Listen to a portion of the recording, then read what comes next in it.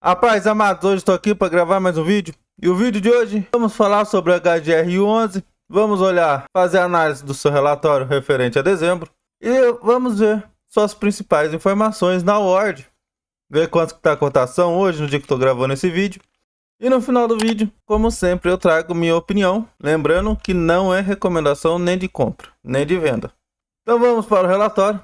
Relatório gerencial, referente a dezembro de 2025. Fundo teve início em abril de 2018. Gestor é a Pátria. Administrador Banco Genial. Tem taxa de administração de 0,7% ao ano sobre o valor de mercado de negociação em bolsa do fundo. E tem a amada e querida taxa de performance 20% do que exceder 5,5% ao ano da cota de integralização atualizada pelo IPCA. Lembrando que ele é fundo imobiliário de tijolo de renda urbana. Que ele traz o resumo do cenário de fundo imobiliário, cenário macro. Que ele traz os principais indicadores financeiros. Tem um patrimônio líquido de 3 bilhões. A cota patrimonial de R$ 129,41. O valor de mercado no relatório de R$ 126,11. Isso dá um PVP de 0,97, então ele está levemente descontado. Dividend yield ao preço de mercado dá um dividendo de 13,8% nos últimos 12 meses. Valor patrimonial dá cerca de 13,4%. Aqui ele traz os indicadores imobiliários. Tem cerca de 100 imóveis, 24 locatários, uma ABL total de 600 mil metros quadrados e um prazo médio de aluguel de 9,5 anos. Então, seu prazo médio de aluguel é quase 10 anos. A vacância física de 0,8% e a financeira de 0,8%. Essa vacância está localizada em apenas um imóvel do fundo. Antes de irmos para o relatório de gestão, vamos dar uma olhada na Word. Hoje, no dia que eu estou gravando esse vídeo, está com preço de R$ 128,50. Está com a variação dos últimos 12 meses de R$ 26,99. Isso dá um percentual de quase 27% de alta nos últimos 12 meses. Está com um PVP de 0,99. Então está praticamente no seu preço justo. Dá um dividendo dos últimos 12 meses de 9,53 e uma vacância de 0,80, que nós já vimos. A alavancagem bruta dele é cerca de 9,92%. Nós vamos ver. O relatório traz um percentual diferente, que ele deve levar em consideração a alavancagem líquida, tá? Só liquidez média dos últimos 2 meses de 5 milhões. Aqui ele traz 104 imóveis. Lá no relatório nós vimos que são 100 imóveis. 87% do seu patrimônio está em imóveis, 8,9% em fundos imobiliários e 3,15% em CRI e 0,78% em caixa. Nós vamos ver que nesse CRI aqui ele transformou em fundos imobiliários também. Uma parte dele, pelo menos. Antes de voltarmos para o relatório, eu venho aqui te pedir que, se você ainda não for inscrito no canal, se inscreva. Se esse vídeo trazer alguma informação relevante para você, eu peço que você deixe o like, ative as notificações e deixe um comentário sobre o fundo em questão ou até mesmo recomendação de conteúdo. Voltando aqui, comentário da gestão, movimentações do portfólio. Ele fala que no dia 23/12 o fundo divulgou o fato relevante, comunicando que concluiu a venda do ativo Pernambucanos Araguari. A venda foi de 10,2 milhões, 21% superior ao investimento total. Teve um lucro em regime de caixa de 1,8 milhões ou 8 centavos por cota. Que ele traz seus resultados e o rendimento distribuído. Ele teve uma receita total de R$ 1,65 por cota, que isso deu um resultado de R$ 1,40. Que esse R$ 1,65 teve resultado não recorrente.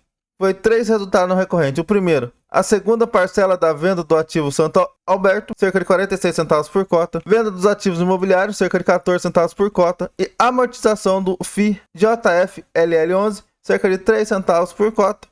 Então dá uns 63 centavos de resultado não recorrente. E ele distribuiu R$ 1,45 por cota, devido ao final do semestre. Que nas movimentações locatário não houve movimentações. Que ele traz sobre reajustes revisionais. Durante o mês foram realizados reajuste em 135 mil metros quadrados de ABL do portfólio do fundo. Que ele traz que a sua obra, seu desenvolvimento foi concluído, foi no Passeio Dutra, que fica em Taubaté. Sua alavancagem financeira, cerca de 5,8% de alavancagem financeira do portfólio. Que ele traz uma assembleia que ele teve, dia 16/12, que foi para aprovar a 6ª emissão de cotas do HGR11. Que ele traz comentários de gestão, cerca de segundo semestre de 2025, uma visão geral. O fundo avançou de forma consistente em sua estratégia de desinvestimento focada na venda de lojas pontuais em diferentes regiões do país. Aqui ele traz algumas das lojas que ele desinvestiu. Ó. Venda dos pernambucanos, Poço de Caldas, Machado, Araguari e Campo Mourão. Que ele destaca que a sua única vacância está no portfólio do ativo Dutra 107, que foi o ativo que ele acabou de terminar de fazer melhorias. É que ele traz que ele tinha premissas de relatório do junho de 2025, uma previsão era de um resultado de 99 centavos por cota ao mês no segundo semestre de 2025. E ele destaca que o HGRU bateu essa premissa, que teve um resultado de média de 1,04 centavos por cota ao longo do segundo semestre de 2025. Aqui ele traz o que era previsto e o que foi realizado. E aqui ele traz a projeção para o primeiro semestre de 2026, que é ter um resultado de 95 centavos por cota. Que ele destaca que o patamar de rendimentos recorrentes do fundo deve se manter em 95 centavos por cota.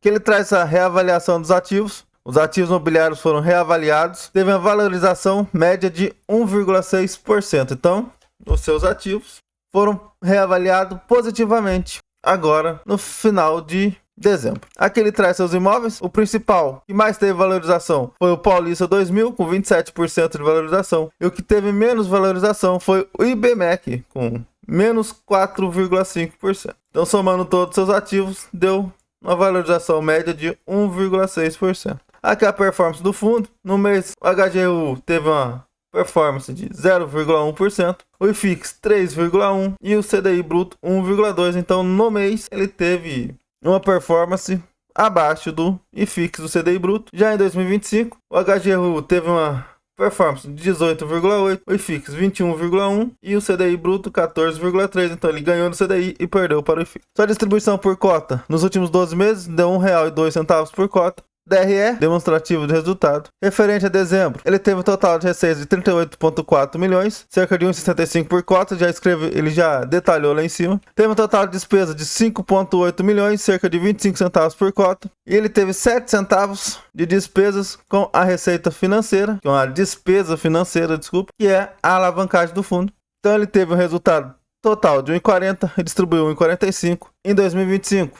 Ele teve um resultado distribuído de 287 milhões e distribuiu 284 milhões. Então, ao longo de 2025, ele mais teve uma renda maior do que distribuiu. Então, no caixa ficou positivo nesse período. Ele tem a reserva acumulada de R$ 1,15 por cota. Ele tem bastante reserva acumulada. Por isso que ele planeja manter os 95 centavos por cota, pelo menos no primeiro semestre de 2026. Aqui são suas parcelas a pagar, parcelas a receber. Como podemos ver aqui, suas parcelas a pagar nos próximos 12 meses é cerca de 38,8 milhões, maior que 12 meses. Então, a partir de 2027, parcelas a pagar cerca de 266 milhões. Aqui já entra todos os seus CRIs, ó, seus 4 CRIs, e nós vamos ver aqui embaixo que ele está bem diluído. Desses 266 milhões, 174 milhões, no caso 172, né, que nós já está em 2026, vai ser só dos CRIs. Já em parcelas a receber, tem cerca de 36,4 milhões para receber nos próximos 12 meses. Então, na verdade, nos próximos 12 meses, a parcelas a pagar e a parcela a receber estão praticamente no 0 a 0.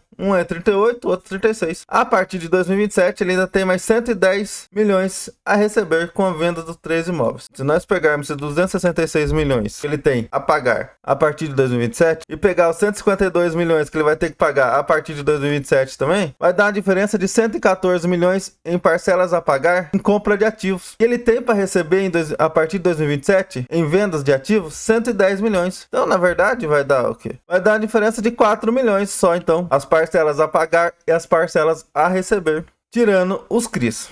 Então, tá tranquilo. Só em CRI, ele tem cerca de 110 milhões de reais, tem mais 25 milhões em renda fixa. Então, seu caixa está tranquilo, pelo menos em questão de parcelas a pagar e parcelas a receber. Fora o fundo imobiliário que ele tem, que se ele quiser vender também, ele pode vender. Aqui é o cronograma de amortização. Ele tem cerca de 172 milhões para pagar ainda, que esses 2 milhões de 2025 ele já pagou, né? Que nós já está em 2026, ele só não trouxe o relatório. Tá? Realmente vem um mês atrasado mesmo.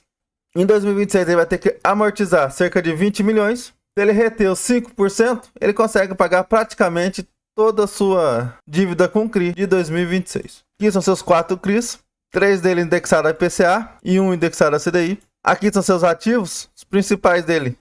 Cerca de 23% da sua receita contratada está em varejo alimentício em São Paulo.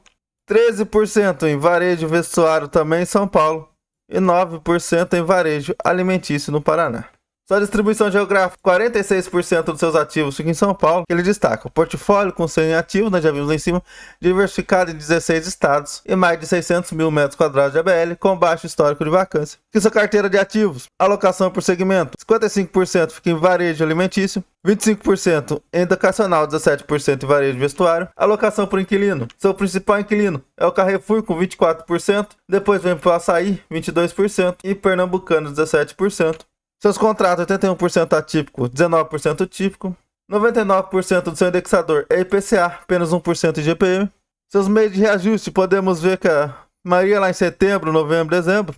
Agora em janeiro tem cerca de 1% só de reajuste.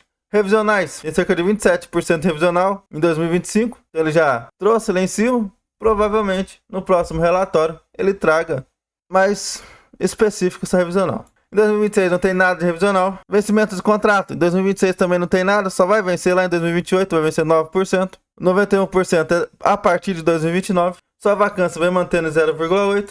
Aqui são sua carteira de ativos. Aqui é seu desenvolvimento que ele terminou. Já concluiu. Ele gastou na obra 13,2 milhões. Aqui são suas carteiras de fundo imobiliário. Podemos ver que de novembro para dezembro ele saiu de 6,7% da carteira para 9,5%. E aqui ele explica por que aumentou. Não, ele explica não, né? Ele traz o motivo do aumento. Nesse mês o fundo adquiriu cotas do FII GARI 11, realizando a troca de uma posição em CRI por um ativo com maior rendimento e liquidez. Então ele pegou um dinheiro que ele tinha num CRI e transformou em cota do GARI 11, comprando. Aqui ele não especificou se foi no mercado secundário ou no mercado primário, mas ele fez posição no GARI 11, que acabou virando a sua segunda principal posição, ficando atrás apenas do FCFL11, que representa 3,55%, o GARI 2,67% e o SPVJ 2,9%. Vou deixar um card aqui do HGCR, que é da Pátria também, só que ele é um fundo imobiliário de papel. Ele também fez aquisição de cotas do GARI 11 também. Então eu vou deixar o card para você dar uma olhada na análise do relatório dele, se você ainda não viu. Então a Pátria está fazendo um investimento grande no GARI 11. Aqui o número de cotistas saiu de 225 mil para 227 mil cotistas. E aqui é a Pátria falando quem elas são. Esse foi o relatório gerencial. Pontos principais do relatório, na minha visão, é claro. A reavaliação patrimonial positiva. Ele conseguiu bater a expectativa que eles tinham no segundo semestre de 2025. Ponto de atenção: a compra do GARI 11. Ele poderia trazer mais informações, como por exemplo, o preço médio. Poderia. Foi o mercado primário ou secundário. E quanto que ele comprou, né? O valor que ele investiu no GARI 11. Tirando isso, tá ótimo fundo. Na minha visão, lembrando que nada que apareça nesse vídeo é recomendação nem de compra nem de venda de ativo. E sim, tem caráter informativo para auxiliá-los nos seus estudos. Mas na minha visão, é o melhor fundo de renda urbana da Bolsa. Tem boa qualidade, é mais seguro. Com isso, ele traz uma rentabilidade também um pouco menor. Então, quanto menor o risco, acaba sendo menor o retorno. Aí você tem que levar em consideração se você está disposto a estudar ele para colocar na sua carteira ou não. Ou se você prefere TRXF, que também é renda urbana. Tem o GARI 11, que também tem renda urbana. TRBVA também, que também mexe com renda urbana. Na minha visão, um ótimo fundo. Cabe um estudo mais detalhado nele. Deixa aí nos comentários se você tem ele, ou se você tem algum outro renda urbana que você acredita que seja melhor que a HGRU. Esse foi mais um vídeo Dividendos para a Liberdade. Muito obrigado por chegar até aqui. Que o Papai do Céu abençoe a vida de todos. E nunca se esqueça, Jesus te ama e eu também. E até a próxima.